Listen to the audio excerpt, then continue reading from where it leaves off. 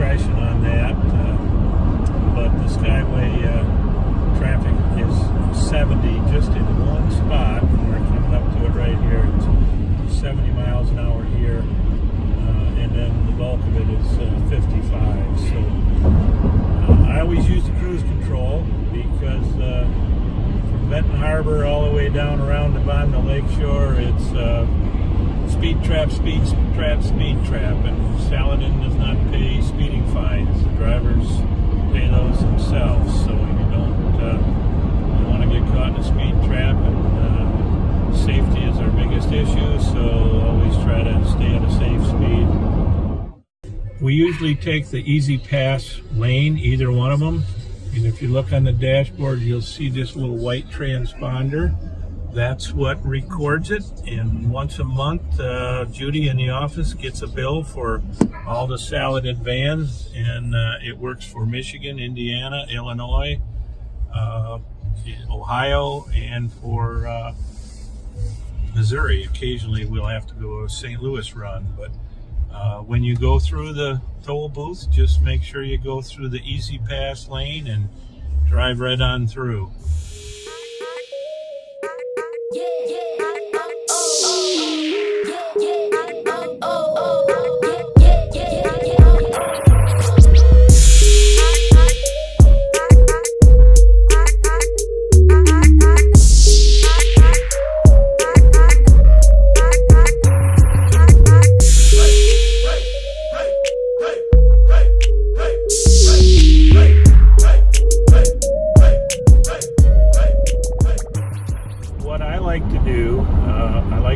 The Skyway because we have the transponder, and there's a lot less traffic on the Skyway because there's a toll to pay, and some people like to go around on 294.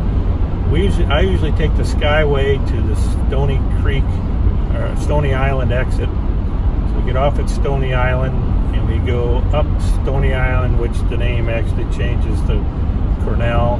Goes up around the Museum of Science and Industry to the Lakeshore Drive up to Congress Parkway, turn left, and if you go right out onto 291, which takes us out to Oak Park.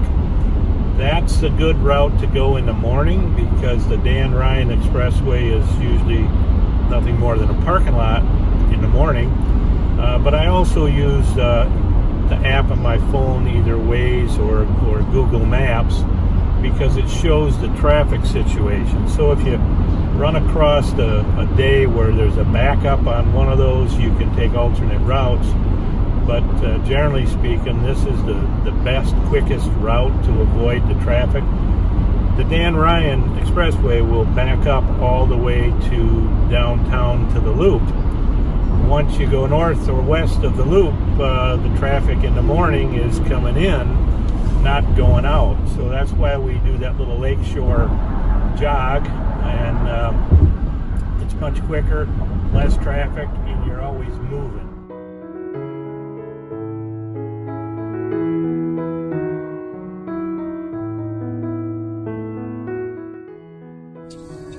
When we bring patients here, we pull right up ahead, right underneath the covered area, and that's where we will let the patients out and the family, right the stop sign, and then they'll check in to the left, and we'll go park the vehicle. After we drop the patient and the family off at the front desk, and before we check in, we go to a designated spot to park, and it's over here on our left.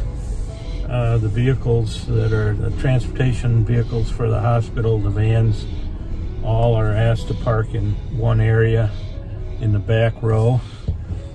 Go through the gate system. There's no ticket needed to exit either. The gates are just here, but we don't really have to use anything to get up. But over here on the right, you'll see a Shrine van, and we'll park right alongside that.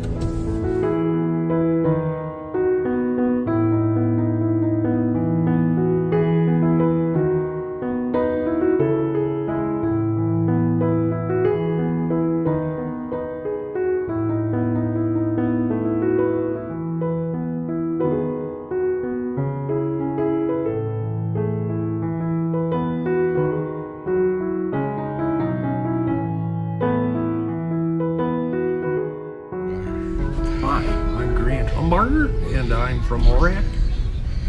And what are you doing here?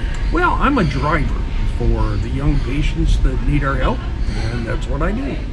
And explain to me a little bit about what does a driver do? How? Well, our job is once the doctors decide that an appointment is necessary, the hospital contacts the patient and us, and we pick them up and bring them here to the hospital and,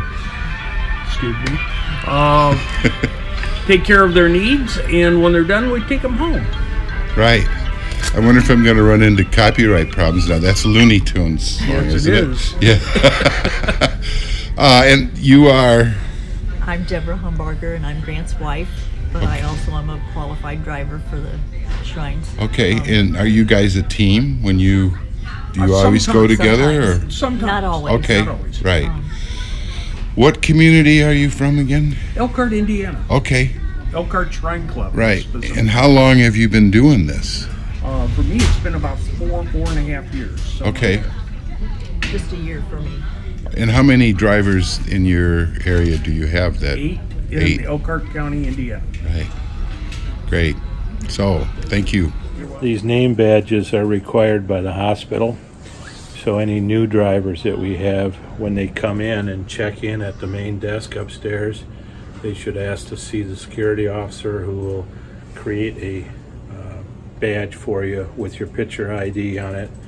And they do that right on site here as you wait. So that's something that's going to be required for all of Saladin's drivers. You doctor that a little bit. I know, right? Well, I've always considered my face a convenience rather than an ornament. Yeah.